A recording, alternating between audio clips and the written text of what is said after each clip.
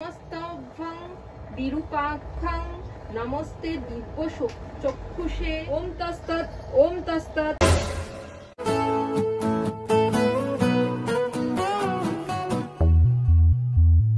Hello guys, welcome back to my channel. কেমন আছো তোমরা সবাই? আশা করছি সবাই খুব ভালো আছো। তো আজকে আমাদের বাড়িতে ছোট্ট করে একটা লোকনাথ পুজো হচ্ছে, যেটা আমারই উদ্যোগে, কারণ আমার একটা মানত ছিল। তো দুদিন ধরে আমি বাজার হাট করেছি, এখন রান্না করব। যারা যারা মনে করো যে আমি রান্না করতে পারি না, তারা আজকে বুঝতে পারবে যে আমি রান্না করতে পারি। দৈনন্দিন জীবনে কাটানোর মতন সব রান্নাই আমি করতে পারি, কিন্তু আমি রান্না করার শৌখিনতা একদমই রাখি না, রান্না করতে একদমই ভালোবাসি না। কিন্তু বাড়িতে কোনো পুজো অনুষ্ঠান হলে পরে সব রান্না আমিই করি। তো মা এখন কাটাকুটি স্টার্ট করে দিয়েছে, এখন আমি রান্না বসাবো। আর আমি সকাল সকাল ঘুম থেকে উঠে পাখিদেরকে আগে খেতে দিয়ে স্নান টান করে এসছি। আমার এই জামাটাকে জাজ করো না, কারণ এই গরমের মধ্যে রান্না করছি। যেই জামাটাতে আমি সবচাইতে বেশি কমফোর্টেবল, আমি সেই জামা পরেই এখন করছি। তো যাই হোক, আর ভালো কথা, কারা কারা ভোট দিয়েছো, কাজের কাজদের প্রথম ভোট, সমস্ত কিছু কমেন্টে কিন্তু আমাকে জানাবে। আমি সত্যি তোমাদের কাছ থেকে কমেন্ট পেতে ভীষণ ভালোবাসি। আর চলো, উইদাউট ওয়েস্টিং এনি টাইম আমরা ভিডিওটা স্টার্ট করি। আজকে আমি ভীষণ চাপে রয়েছি, জানি না এই ভিডিওটা আমি আদৌ লং ভিডিওতে ছাড়বো না শর্টসে ছাড়বো, কতটা কি ভিডিও শুট করতে পারবো কোনো আইডিয়া নেই, কারণ রান্না করাটাও একটা ব্যাপার রয়েছে না। তো আমাকে সবাই অল দ্য বেস্ট বলো, রান্নাগুলো যেন ভালো হয়। তোমাদের সবাইকে আমি ইনভাইট করতে পারিনি, দ্যাটস ওয়াই আমি এক্সট্রিমলি সরি। কিন্তু ভগবানের কাছে প্রে করো তোমাদের ভালোবাসায় যেন আমি আরো এগিয়ে যাই। চলো, আর কথা না বাড়িয়ে ভিডিওটা স্টার্ট করা যাক। যারা যারা ভিডিওটা নতুন দেখছো, আমার এই মুখটা প্রথম দেখছো, তারা অবশ্যই ভিডিওটাকে লাইক করো, কমেন্ট করো, আর অবশ্যই আমার চ্যানেলটাকে সাবস্ক্রাইব করো। এরকম আরো ভিডিও দেখার জন্য আমি মোটামুটি ব্লগ, চ্যালেঞ্জিং, মেকআপ, সব রকমেরই ভিডিও আনার চেষ্টা করি, তোমাদেরকে এন্টারটেইন করার চেষ্টা করি। তো অবশ্যই আমার ভিডিওগুলোকে লাইক করো, কমেন্ট করো, সাবস্ক্রাইব করো, আর সবার সাথে ভিডিওটা শেয়ার করো। আর যারা নতুন তারা সাবস্ক্রাইব করে পাশে থাকা বেল আইকনটাকে ক্লিক করে দিও, যাতে যখনই আমি ভিডিও আপলোড করবো তোমরা সবার আগে নোটিফিকেশন পাও। চলো, আর কোনো কথা না বাড়িয়ে ভিডিওটা স্টার্ট। এখানে মা সবজি কাটা স্টার্ট করে দিয়েছে অলরেডি। একদিকে আলু সেদ্ধ বসিয়ে দিয়েছি, আর একদিকে আমার পায়েস হচ্ছে, দেখতেই পাচ্ছ। তো এর মধ্যে আমি এখন দেব দুটো বড় এলাচ, মানে গোটা এলাচ যাকে বলে, আর দুটো তেজপাতা। এবার একটু নাড়িয়ে নেব, আর তারই সাথে দিয়ে দেব এক মুঠো গোবিন্দভোগ চাল। গোবিন্দভোগ চাল আমার দেওয়া হয়ে গেছে। এখন আমি ভালোভাবে হাতা দিয়ে এটাকে নাড়াবো, যাতে নিচে লেগে না যায়। এখানে আরেকটা টিপসও দিয়ে রাখি, যদি কখনো তোমাদের এই দুধটা যদি উতলে যায়, সেই ক্ষেত্রে হাতাটাকে উল্টো করে রাখলে পরে দুধ নাকি উল্টায় না। এই সমস্ত টিপস এন্ড ট্রিক্স আমি আমার ঠাকুমার কাছ থেকে শিখেছি। অনেক ছোট বয়স থেকেই আমি পায়েস রান্না করতে পারি। আর আমাদের বাড়ির যে কোনো অনুষ্ঠান, মানে যেরকম লক্ষ্মী পুজো, এইরকম লোকনাথ বাবার পুজো বা কারোর জন্মদিন, আমি পায়েস করি, কারণ আমার হাতের পায়েস আমার বাড়ির প্রত্যেকে খুব পছন্দ করে। এরপর আমি মুগ ডালটাকে ভেজে নিচ্ছি, হালকা করে ভাজবো।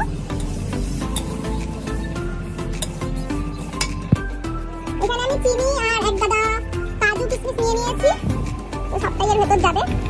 যতক্ষণ না তোমার চাল সেদ্ধ হবে ততক্ষণ কিন্তু চিনি দেওয়া যাবে না। চিনি দিয়ে দিলে চাল কিন্তু আর সেদ্ধ হয় না। এই টিপসটাও দিয়ে রাখলাম।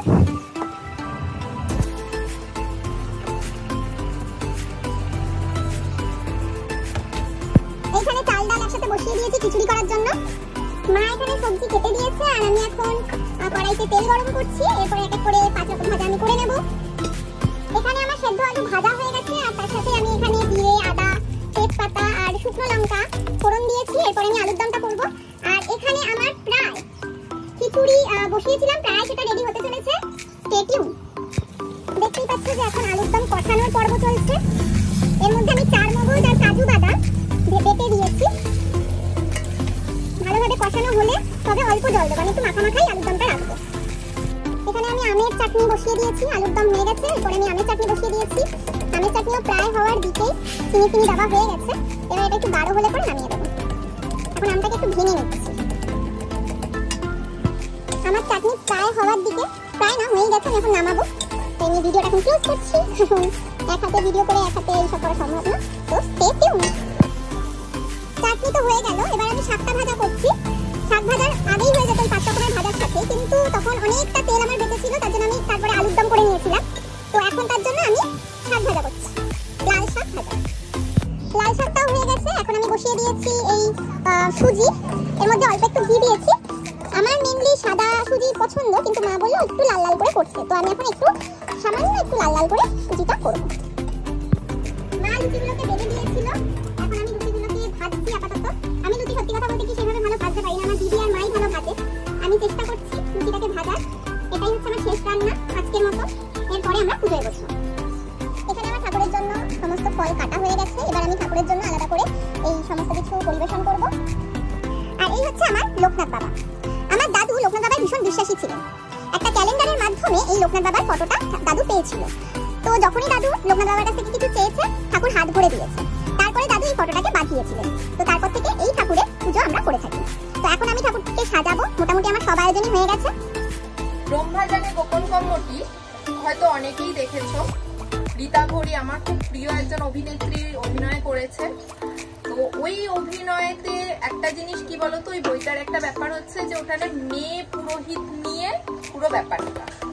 তো এই ব্যাপারটা আমি আগে অতটা বেশি জানতাম না, কিন্তু আমি প্রায় 11 বছর বয়স থেকে 11-12 বছর বয়স থেকে আমাদের ঘরে যেই পুজোই হয়েছে, বেশিরভাগ সময় লোকনাথ পুজো বা লক্ষ্মী পুজোই হয়েছে মেনলি। তো সেই পুজোর আয়োজন এবং পুজো আমিই করেছি। তো বলতে পারো আমি ওয়ান কাইন্ড অফ মহিলা পুরোহিত। তো এখন ঠাকুরকে সাজাবো, এরপরে আমি পুজো দেবো।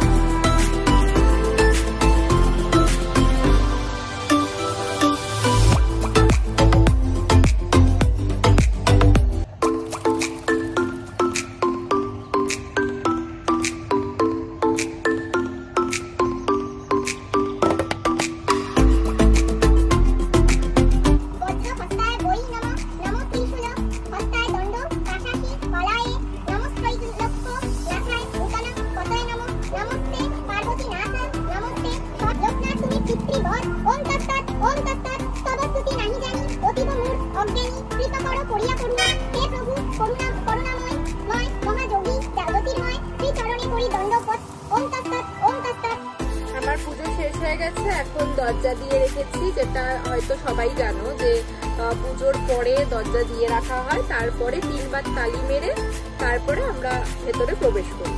তো আজকের ভিডিওটা এই পর্যন্ত। ভিডিওটা ভালো লাগলে অবশ্যই লাইক করবে, কমেন্ট করবে, আর সবার সাথে ভিডিওটা শেয়ার করবে, আর অবশ্যই আমার চ্যানেলটাকে সাবস্ক্রাইব করবে। তো বলো জয় বাবা।